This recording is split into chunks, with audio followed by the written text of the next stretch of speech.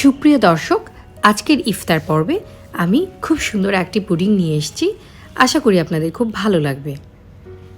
এটা খুবই সুস্বাদু এবং দেখতে খুব আকর্ষণীয় হওয়াতে সবারই এটি মন কাড়বে। চলুন দেখে নিই এটি কীভাবে বানিয়েছি। এর জন্য আমি ছোট ছোট সাইজের 4টি কমলা নিয়েছি।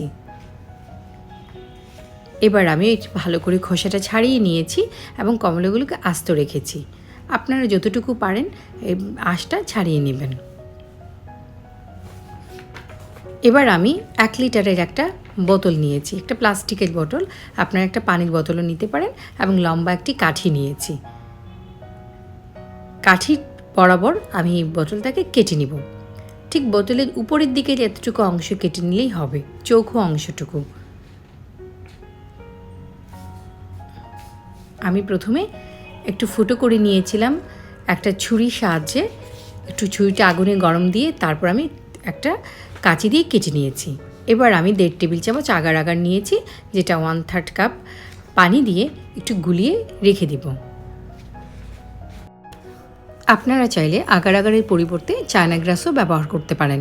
চায়না গ্রাসের পুডিং কিভাবে বানাতে হয় সেটা আমার চ্যানেলে রেসিপি দেওয়া আছে। এবার আমি একটা প্যানে আমি 750 ml মানে 1.25 লিটার দুধ নিয়েছি এবং এটাকে মিষ্টি করার জন্য আমি 1/2 কাপ চিনি দিয়েছি। আপনারা চাইলে চিনিটা একটু পরিমাণে কমিয়েও দিতে পারেন। আমি চিনিটা ভালো করে মিশিয়ে নিচ্ছি এবং চুলার আঁচটা অল্প করে দিয়ে দিয়েছি। এভাবে আমি নেড়েচেড়ে দুধটাকে কিছুটা ঘন করে নিব। দুধটা অনেকটাই ঘন হয়ে গেছে। এই পর্যায়ে আমি সেই আগারের যে মিশ্রণ ছিল ওটা আমি দুধের মধ্যে দিয়ে দিয়েছি। দিয়ে আমি ভালো করে মিশিয়ে নিচ্ছি। এই অবস্থায় ক্রমাগত নাড়তে থাকতে হবে, নয়তো নিচের দিকে জমে যাবে। এবং ভালো করে আগারটা দুধের সঙ্গে মিশিয়ে নিতে হবে। এতে করে বলক আসবে এবং আস্তে আস্তে দুধটাও একটু ঘন হয়ে যাবে। এভাবে নেড়েচেড়ে দুধটাকে কিছুটা ঘন করে নেব। দুধটা ঘন হয়ে গেছে, আমি চুলাটা বন্ধ করে দিচ্ছি এবং কিছুটা ঠান্ডা করে নিচ্ছি।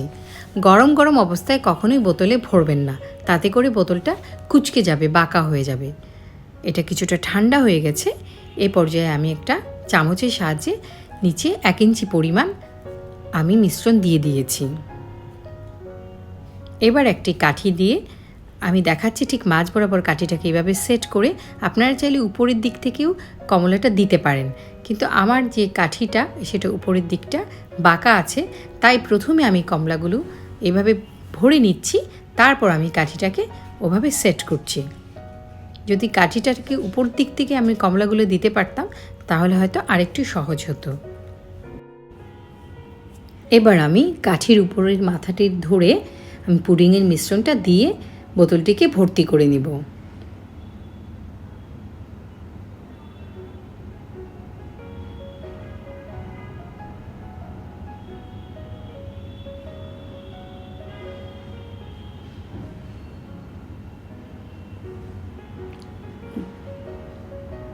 এটা অলমোস্ট ভর্তি হয়ে গেছে। এবার আমি এটিকে নর্মাল তাপমাত্রায় 2 থেকে 3 ঘন্টা রেখে দিব। আপনারা চাইলে ফ্রিজেও রেখে দিতে পারেন। দেখতে পাচ্ছেন কত চমৎকারভাবে এটি জমে গেছে। এবার আমি বোতলটিকে সাবধানে কেটে নিব। কাঁচির সাহায্যে খুব দ্রুতই আপনি এটি কাটতে পারবেন, তেমন কোনো ঝামেলা হয় না। আমি পুরোটাই দেখিয়ে দিচ্ছি। বাহ, খুব সুন্দর লাগছে।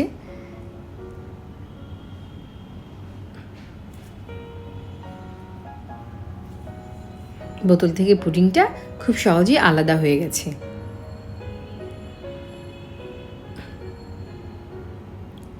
এবার কাঠিটিকে আমি বের করে নেব।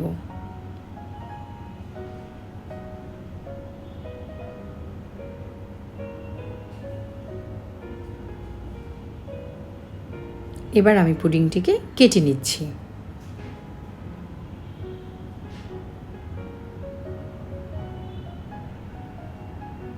আসলে এটা দেখতে যে কতটা সুন্দর হয়েছে সেটা আসলে বলার ভাষা রাখে না।